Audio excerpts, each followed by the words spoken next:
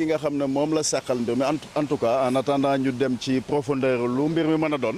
je pense bu fekkee ne c'est dans le cadre de la corporation li gën a rafet tey et moom la ñuy wax maanaam parti yëpp ñaari parti yëpp mooy ñu fexe joxante loxo te xam ne wàllu corporation dafa am solo muy li xew démb mooy li xew tey mais surtout fa nu jëm ëllëg te xam ne am na loo xam ne ki daanaka nit ci boppam ko ki nga xam ne ki yaay la liggéey maanaam jàmbaar la liggéeykat la ñoom ñëpp tous xam nga ñoom ñëpp laa wax ñi nekk ci wàllu presse bi seen combat fi mu war a mën a nekk fi mu toll nii mooy nu nu booloo ba dëgëral dooleel corporation boobu lu ci mën a nekk ci diggante boobu ay nit ñu war a waxtaan lañu ñu jàpp ne loolu moo war a xew fii maanaam ci direction bi fi mu toll nii direction police mooy maanaam ñaar ñi nga xam ne ñoo seq affaire bi en attendant ñu dégg lu ci leer mais en tout cas ñu joxante loxo xam ne loolu ça ne fera que renforcer la presse sénégalaise ndax bu ñu demee ba tey gis nañu verdict bi mujjee génn bu wane ne tout simplement des professionnels am nañu sañ-sañu def seen liggéey jël seen alal investir ko Sénégal ànd ceeg ñoo xam ne ki nekk des entrepreneurs ànd ceeg des jeunes yoo xam ne bien formés ñoo xam ne pare nañu liggéey je pense que des gens comme ça lépp lu mën a nekk réeroo seen diggante la ñu war a mën a fexe def mooy ñoom ñaar ñu joxante loxo et l'autre dame nu mu tuddati ça encore une fois Thioro Mandela nous lui lançons quand même un appel ndax maanaam day doon kersa ci ñun bu fekkee dañuy fekk la presse tey ñoom ñi nga xam ne ñoo war a def benn say bokk lu ñuy xeex parce que bu ñu bokkee di ci mbir di ci liggéey c'est pas ça veut pas dire tout le temps danañu déggoo ci lépp waaye bu ñu demoon ba mu mel ne am na lu ñu bëgg a jaxase li nga xam ne mooy wane maturité mooy ñu nangoo toog te waxtaan échanger naan café même bu ñu jubóowul ci li ñuy wax mais ñu xam dans le principe xëy na ku ne mën nga am sa ligne éditoriale am nooy doxeek yu demee noonu mais ce qui est important liy dooleel tey tout simplement la corporation parce que am na loo xam ne bu amee la ñuy demander d'abord Thioro Mandela mooy mu retirer cette plainte là ñoom ñaar ñu joxante loxo pourquoi parce que tout simplement mënuñu tey dooleel démocratie du Sénégal bu fekkee ne ñi nga xam ne ñoo yor la presse en tout cas ñoom ñooy ko xëccante maanaam seen i signaux yu demee noonu warut a demee noonu nous devons aller dans le sens quand même nit ñi juboo seen bopp joxante loxo ñu dooleel tout simplement cette coopération cette presse là nga xam ne plus ou moins am nañu ko wooyee quatrième pouvoir ak yu demee noonu mais en tout cas c'est la voix du peuple quoi qu'on puisse dire et lanu gëm mooy le Césaire doon wax ma bouche sera la bouche des malheurs qui n'ont point de bouche ma voix la liberté de celles qui s'affaissent au cachot du désespoir c'est l'opportunité tey ñu xam ne lii jëmale réew mi kanam du xuloo bee xeex bi du tëjante kaso wala portante plainte ak yu demee noonu faisons de sorte que démocratie mën a dox ci réew mi presse rôle bi nga xam ne am na ko mu mën ko jouer pleinement ci réew mi ndax je pense tey li war a doon mobilisation yëpp mooy nu nuy fexe ba tous ces otages politiques pour la plupart à commencer par Farba Ngom parce que nit ku feebar ñun ñëpp ay doomi aadama lañu ñu fexe nu mu gën a gaawee ñu exiger à ce que ñu libérer ko libérer ñeneen ña ñoom Badara Gadiaga ak ñooñu li nga xam ne nag sa daanaka joteegul sax ak ñële plus ou moins ci liñ mën a wax li nu mën a gis li ñu ciy woote rek mooy d'abord dans le cadre de la corporation muy la famille de la presse que les gens quand même s'élèvent à la hauteur te mën a joxante loxo xam ne liggéey bi loolu la laaj et loolu je pense que ku mel ni Thioro je la connais pas pour autant danaa gis naa ko nii rek mais je sais que relativement en tout cas ci li ma gëm bu dul loolu sax ay surtout quand même c'est confirmé que moo ko ëpp expérience donc ku ko mën a jëriñ la muy démb muy tey mais surtout fanu jëm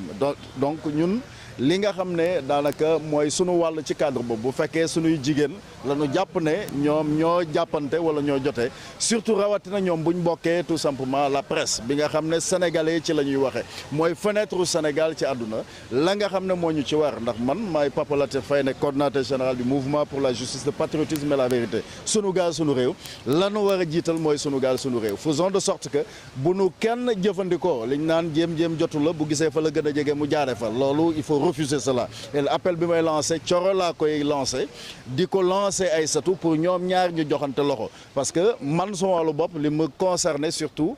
bu dee dañuy waxtaane d'abord suñu jigéen ñi di suñu ndey di suñu lu ne la ñu war du doon kuy àtte déedéet du ñu atte kuy atte kuy defar dafa bokkul ñun lanu war nag defar moo nu war nawuñu fi pour atte naan lii la wala laa la wala lu mu ci mën a doon mais ñi bokk corporation laa wax ne la leen war mooy ñu waxtaan fexe dooleel tout simplement cette corporation ñu fexe aussi que les politiciens bu ñu leen moom parce que régime yi dañuy ñëw fekk leen fi te dañuy dem muy ñoo xam ne tey war nañu ñoom ñëpp ñu samp maison de presse yéen ñëpp ngeen ànd di liggéey boobu ba bu ñu toogee fii ba ñuy séntu 2050 ñun ñëpp ñu fekkee ko te tal ko yàlla laa xam ku fi nekk ku fi dul nekk mais nañ ko ñaan yàlla fekk bu boobaa lii ngeen di góorgóorlu doon lu taxaw lu barkeel te toute la famille de la presse ànd ko te booloo ko. Donc encore une fois nous lançons un appel à Thioro Mandela ne ko na retirer tout simplement cette plainte là parce que am na diggante boo xam ne ay sœur la ñu war a doon lu mën a xew. mën na noo waxtaan mën na noo juboo ci lu mu mën a doon Aïssatou aussi pareil lu ko mën a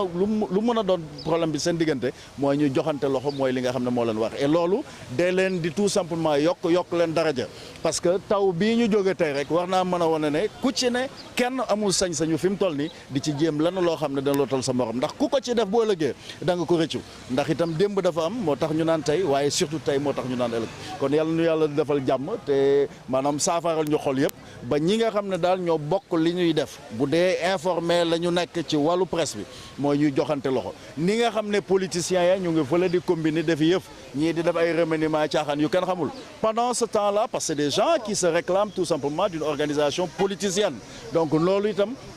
la waree dans le cadre de la presse ñi nga xam ne ñoo ko seq ñoom ñu am seen ligne bi d'abord doon luy défendre askan bi mais surtout fu ñu demee ci liggéey bi ci boppam ba mu mel ni am na lu dox man la ma doon jaaxal tey mooy ku jógee fa la ñëw attaquer la presse waaye bu fekkee loo xam ne c'est dans le cadre de la famille de la presse lu ma mën a doon lu ñu mën a toog waxtaane et lii obligation ki nga xam ne moo ca féete ndaw parce que yonent Yàlla Muhammad sallam dafa am lu mu nettali mu ne diggante ki tooñ ak ki tooñul mu ne ka nga xam ne ku ci jàpp ne sax dañ laa tooñ wala tooñul la koo mën a doon la la war mooy nga njëkk a jóg yow joxe loxo c'est aussi simple que ça parce que loolu mooy wane grandeur u nit te tey moo tax ñu naan ëllëg kon ñu ngi sant yàlla bu baax di ñaanal soxna Aïssatou di ñaanal soxna Thioro Mandela yàlla fëgg boppam ba nga xam ne loola dana ko teggi ndax jëf da nga jàpp ne doom moom dama jàpp ne réew mi fi nu toll sax muy demee ni mu demee c'est parce que ba tey ñun góor ñi ñoo yor mbir mi parce que je pense que jigéen ñi bu ñu leen ci dugalee davantage et pourquoi pas la présidente loolu laay wax sax mais pourquoi pas parce que dama jàpp ne ñi nga xam ne ñoo jur dëgg la mais nag yéen teel moo sosal li mu wax moo ci ne doom bu ñu ko xaajee ñeent mu ne ñett yi ndeyam ko moom kon képp kuy am yaakaar ci luy defar réew boo ko amul ci jigéen ñi daanaka la nga bëgg daanaka day nax saay. da nga jàpp ne les politiques ils ont réussi à nous diviser nous la presse. Bon, je pense que ça doit pas être le cas parce que fi mu toll nii rien de trop tard am na ñuy jéem am na ñuy def am na ñuy xalaat am na ñuy def mais je pense que maturité lay woote au niveau de la presse du ma ne tey kenn ñëwal ànd ak man ci sama mouvement nee de dama ma ci loolu bu fekkee li may wax njëriñ la te doon njëriñu Sénégal nag ngeen jàpp ne li may wax yéen a ko moom ndax askatu Sénégal ko bu dee la may wax du njëriñu Sénégal nag loolu jarul a relayer tout simplement parce que loolu du njëriñu Sénégal te njëriñu Sénégal moo nu boole donc sans pour autant dire Massamba ak Mademba gis nañ fii récemment bien sûr li fi xew loo xam ne bëgg-bëgg benn waa ji jóge fële je vais le citer directement muy Ousmane Sonko ànd ak son ministre là un ministre incompétent jox ko wàllu communication yu kenn xamul mu ñëw bëgg a dàkkal li nga xam ne mooy tout simplement museler tout simplement la presse loolu la presse bi bañ a war a bañ ndax dëkk bu yàqu loolu ko nërmel Hitler ba mu ñëwee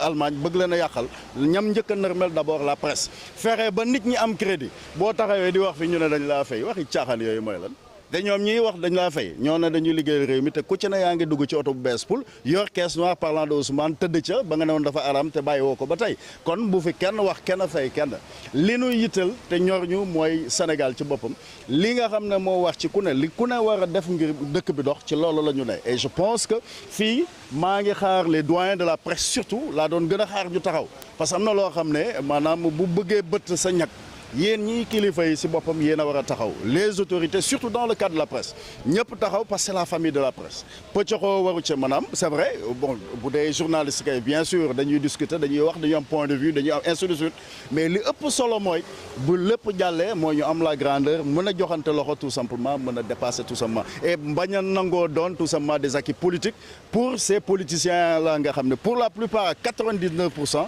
seen bopp leen tax a jóg liñ fi doon liñ fiy wax dara du ci dëgg parce que ñi fi ñu mujj sax déjà gis nañu déjà li ñu commencé di démontrer et ce qui n'est pas du tout normal et là pour preuve gis nañu le remaniement qui s'est passé comment peut-on tey nga enlever quelqu'un comme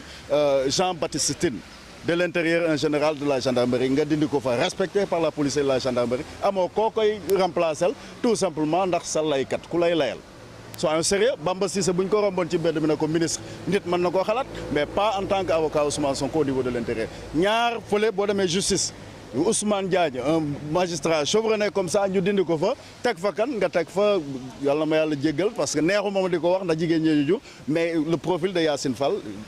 en tout cas ne colle pas tout simplement à la fonction au sens propre du terme ku ko fa def lu la neex nga bëgg a def justice bi nag ma ne mënut a nekk naan la Ousmane Sonko doon wax bu ma ne ministre de la justice jàppal bu ma ne ministre de l'intérieur toppal ak jàppal ak yu dama noonu mënul nekk lool te du ko nekk réew mi ñun ñoo ko bokk la justice doit être au service des hommes mais jusqu'à présent en attendant ñu yegg ci wàllu justice la mooy la ñuy waxtaanee yu dama noonu mais je pense li nga xam ne mooy la position citoyenne bu ku ne war a am mooy fexeel ba képp ku mu mën a doon nga xam ne waroo mën a doon lor ci sa morom c'est aussi simple que ça ndax adduna dafa gudd tànk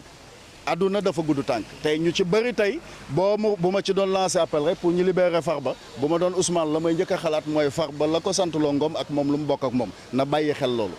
ku mel ni Abdou Nguer itam muy Bassirou Diomaye parce que je dis au-delà du président je parle à mon frère Bassirou Diomaye Faye je parle à mon frère Ousmane Sonko ne leen ku ci juróon Abdou Nguer yërëm ko Badaga Gadiaga ñoo gën a xam ne deful tous qui mérite woon tout simplement ñu convoqué quitte à ce que ñu jàpp ko sermoné ko c'était seulement Amadou Ba parce que moo yëkkati wax ji wax ko tout simplement au niveau de Jakaarlo gis nga dëgg moo ci am solo ñun ñu di ko waxante mais au-delà de tout mooy ba ma xamee ne ñi fi def nañ fi li ñu fi def te lañ doon risqué mooy la réclusion à perpétuité damaa sol suma dal le 26 et 27 février 2024 dem ci dialogue ba Macky Sall woote woon ne leen li ma fi andi di ñaar d'abord ñu bàyyi Bassirou Diomaye Faye di tooy tukulóoy joolaay ndax ñoo bokk ageen ak jàmboñ ñu bàyyi Ousmane Sonko ndax ñoo bokk ageen ak jàmboñ bàyyi Bassirou Diomaye ndax ñoo bokk maanaam waagaan Koumba Sandiane d'autant plus que ki ko woote mooy Macky Sall tukulóo di doomu pël ak séeréer donc ne soyons pas esclaves